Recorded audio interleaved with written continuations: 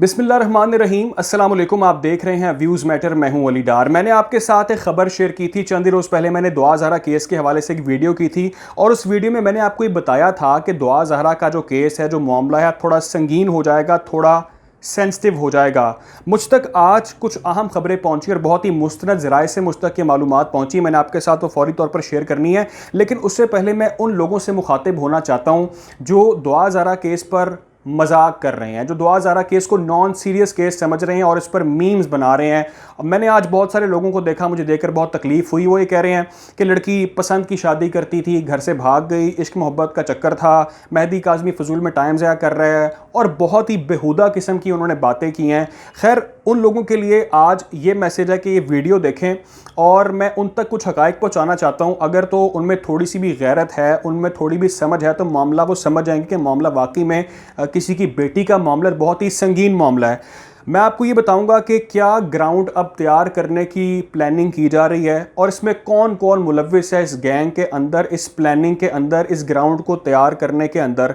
सबसे पहले मैं आपको बताऊंगा समा टीवी ने जो इंटरव्यू किया उस पर क्या रद्द-ए-अमल सामने आ रहा है और उसके पीछे असल कहानी क्या है। मैं आपको दूसरा ये बताऊंगा कि कुछ यूट्यूबर्स, ज़हीर एंड कंपनी, वो इसमें क्या रोल अदा कर रहे हैं इस पूरे ग्राउंड के अंदर। और मामला जब से ज़हीर के गले पड़ने जा रहा है, ज़हीर ख़तरे में पड़ा है, तो एक और तैयारी शुरू कर दी गई है। उस हवाले से मैंने आपको मामला बताना है।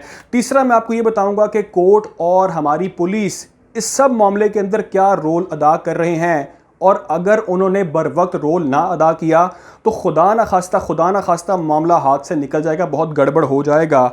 और सबसे इंपॉर्टेंट बात, आपने चंद रोज़ पहले एक वीडियो देखी होगी, दुआ ज़हरा के घर के हवाले से दावा किया जा रहा था कि दुआ ज़हरा का ससुराल है। वो यूट्यूबर ने वो वीडियो बनाई और उस पर बहुत ज़्यादा उसको वायरल भी किया गया, सोशल मीडिया पर वो बहुत फैल गई। उसकी हकीकत क्या है, वो मामला क्या है और क्यों दुआ ज़हरा को वहाँ से भगा दिया गया, इसके पीछे छुपी तमाम तर कहानी मैंने आपके साथ शेयर करनी है। दोस्तों, मैं वीडियो का आगाज़ करता हूँ और आप तक पहले मालूमात पहुँचाता हूँ। मुझ तक जो मालूमात पहुँची हैं बहुत ही ऑथेंटिक सोर्सेज से पहुँची हैं। वो ये हैं कि एक ग्राउंड तैयार करने की प्लानिंग शुरू कर दी गई है और इस ग्राउंड तैयार करने के अंदर जो मेन मकसद है वो ये है कि दुआ ज़हरा से ऐसे बयानात दिलवाए जाएं, दुआ ज़हरा के ज़रिए ऐसा मैसेज पब्लिक तक कन्वे किया जाए कि वो इश्क मोहब्बत में बहुत पागल हो चुकी है और वो अपनी जान भी ले सकती है और वो ज़हीर की मोहब्बत में इस कदर गिरफ़्तार है कि वो किसी भी स्टेप तक जा सकती है, खुदा न खास्ता। और इस मामले पर बहुत सारे यूट्यूबर्स इन्वॉल्व हैं। इस स्टांस को वो आगे मैक्सिमम लोगों तक पहुंचा रहे हैं और लोग थोड़ा सा अब एतबार करना शुरू हो गए हैं जब से समा टीवी पर यह खबर आई। कुछ लोगों ने कहा कि अब तो मॉडल ने तो इंटरव्यू नहीं किया, अब तो समा टीवी पर आ गया है। मैं आपको ये बता दूं कि समा टीवी ने इंतहाई नेगेटिव रोल प्ले किया है। एक अंडर एज बच्ची का बयान उन्होंने टीवी पर चलाया है और उस बयान को चलाने के बाद बहुत सारी उन पर तनकीद हो रही है। लोग बहुत गुस्से में हैं, बरहम लोग इनके ऊपर। और ख़ास तौर पर ये कि पब्लिक रिएक्शन के अलावा कुछ मैं आपको यूट्यूबर्स का बता दूं, उन्होंने भी दुआ ज़हरा का इंटरव्यू किया है और उसके अंदर जो मेन चीज़ थी हाईलाइट करनी, वो ये थी कि दुआ ज़हरा खुदा न खास्ता अपनी जान ले सकती है इश्क मोहब्बत के अंदर। ये बयान दिलवाने का मकसद क्या है, आप मुझसे बहुत बेहतर मामला समझ पा रहे होंगे कि मामला असल में क्या होने जा रहा है। और ये जब से हमने देखा कि ज़हीर फंदे में फंसता चला जा रहा है, लीगली वो बैटल हारता जा रहा है, उसको बेल लेनी पड़ रही है, उसके पास सिर्फ 6 दिन का अल्टीमेटम है और जो उसके बाकी गैंग के लोग हैं, बाकी ग्रोह के लोग हैं, बाकी उसके फ्रीकैन हैं, उनकी जो बेल हैं वो नामंजूर हो रही हैं, वो रिजेक्ट की जा रही हैं। तो मामला ज़हीर एंड गैंग के हाथ से निकल चुका है, लेकिन अब इसको कन्वर्ट किया जा रहा है कुछ यूट्यूबर्स और कुछ ख़ास लॉबी के ज़रिए एक और मकाम तक, एक और लेवल तक स्टोरी को ले जाने की कोशिश की जा रही है। मैं आपको बताऊं कि हमने कुछ लाइव सेशंस देखे और हमने कुछ लोगों की गुफ्तगू देखी, उन्होंने किस तरह से पब्लिक ओपिनियन को बदलने की कोशिश की है। इससे पहले बल्कि ये मैं नहीं कह रहा, मैंने भी रिसेंटली देखा दुआ ज़हरा के वालिद कितने परेशान हैं। दुआ ज़हरा की वालदा का स्टेटमेंट आप सबने देखा होगा, वो किस कदर तकलीफ़ से गुजर रहे हैं और वो इस खदशे का इजहार करें कि खुदा न खास्ता हमारी बेटी की जान ली जा सकती है और उसको रंग दिया जाएगा कि उसने इश्क मोहब्बत में अपनी जान दे दी है पेरेंट्स के हाथों तंग आकर। आपने मनाजिर देखे होंगे इंटरव्यू के अंदर, बहुत लोगों ने मुझ तक भी पहुंचाए वो, और बहुत ही ऑथेंटिक सोर्सेज ने मुझे वो चीज़ की निशानदेही की कि दुआ ज़हरा के चेहरे पर चोट के निशानात हैं, दुआ ज़हरा का चेहरे पर स्वेलिंग है जिसको हाइड करने की, छुपाने की कोशिश की गई है। खैर समा ने उसके अंदर जो रोल प्ले किया वो तो आप लोग बखूबी जान चुके हैं और उस पर तनकीद बिल्कुल जायज़ बनती है। लेकिन अब अगर इस गैंग को या इस माफिया को या इस ख़ास लॉबी को रोका ना गया, इन्वेस्टिगेट ना किया गया, हमारे कोर्ट्स छोटे छोटे मामलात में हम देखते हैं कि बहुत बड़े बड़े सू मोटो लिए जाते हैं और police out of the way जाकर इसमें रोल प्ले करती है। लेकिन इस मामले के अंदर जो सिंध पुलिस ने, जो आईओ ऑफिसर ने, इन्वेस्टिगेशन ऑफिसर ने जो रोल प्ले किया है वो मुतनाज़े है। उस पर लोग सही तनकीद कर रहे हैं। जो लोग समझते हैं, जो मीम्स बनाते हैं, जो मजाक करते हैं इस केस के ऊपर, उनको शर्म आनी चाहिए। उनको क्या ये बात समझ नहीं आती कि एक इन्वेस्टिगेशन ऑफिसर क्यों इस बात की तहकीक नहीं कर रहा जो बच्चा बच्चा जानता है कि वो किस गाड़ी पर गई, उसने गाड़ी में पेट्रोल कहाँ से डलवाया, पैसा कहाँ से आया, किस किस जगह पर वो उतरी, फ़ोन कैसे किया। ये इन्वेस्टिगेशन ऑफिसर ने अभी तक तहकीक नहीं की।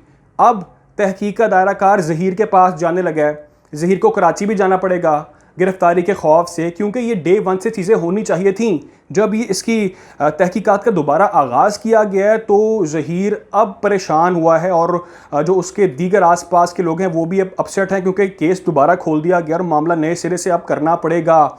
लेकिन उसके लिए उसके मद्दे मुकाबिल जब उनको अपनी शिकस्त नज़र आ रही है तो वो कोशिश ये कर रहे हैं कि एक नया महाज खोला जाए और काज़मी फैमिली को एक नए तरीके से थ्रेट किया जाए। आपकी बेटी ख़तरे में है, वो जान भी दे सकती है, तो इस चीज़ को पुलिस को फौरी तौर पर इन्वेस्टिगेट करना चाहिए, कोर्ट को इंटरवीन करना चाहिए। मैं आपको ये बता दूं कि कुछ दिन पहले, चलें मुझे छोड़े, मैं तो शायद ज़्यादा जज्बात में बात कर रहा हूँ। कुछ दिन पहले सब ने विजुअल देखे, जो एक यूट्यूबर हैं उन्होंने, खातून यूट्यूबर, उन्होंने विजुअल दिखाया और दिखाया कि दुआ ज़हरा किस हाल में एक ससुराल के घर में, गंदे से घर में रह रही है।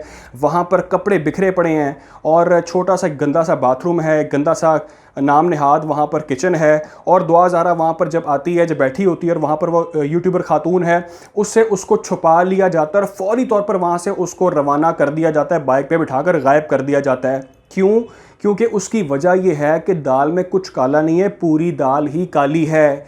ये चीज़ें अगर आपको या हमको या हम तक जो भी लोग कमेंट्स करते हैं, हाईलाइट करते हैं, और हमें इतने मैसेज आते हैं, लोग बताते हैं कि ये पॉइंट है, ये पॉइंट है, ये पॉइंट है, तो क्या जो हमारे इतने बड़े बड़े अदालत उज़्मा है, हमारे बड़े इदारे हैं, उनको ये मामला नज़र नहीं आ रहा? अब इस केस के अंदर जो डिले है वो इंतहाई परेशान कुन और ख़ौफनाक है। मैं आप सबको ये मैसेज डिलीवर करना चाहता हूँ कि मुझ तक जो इन्फॉर्मेशन पहुँची मैंने आपके साथ उस तरह ही वो शेयर कर दी, क्योंकि ये मामला इतना सिंपल नहीं है जितना सबको दिखाई दे रहा है कि यार एक बच्ची है, उसने पसंद की शादी कर ली, वो अंडर एज है, वो किडनैप के ज़ुमरे में आती है। बहुत सारे बयानात और बहुत सारी चीज़ें हमें लगता है कि उसने बैठकर पब्लिकली दे दी हैं तो वो सच साबित हो गई है। उसको फ़ैसला करने का भी इख्तियार नहीं है, उसको ब्लैकमेल भी किया जा सकता है। हमने इंटरव्यू किया था डॉक्टर ताहिरा अब्दुल्ला साहिबा का और उन्होंने अपने इंटरव्यू में ये बात की थी कि अगर 40-50 साल का भी शख्स हो, उसको कोई स्टेटमेंट देने पर मजबूर कर दिया जाए, किसी भी तरीके से उसको ब्लैकमेल किया जाए, तो बहुत बड़े बड़े स्टेटमेंट दे सकता है।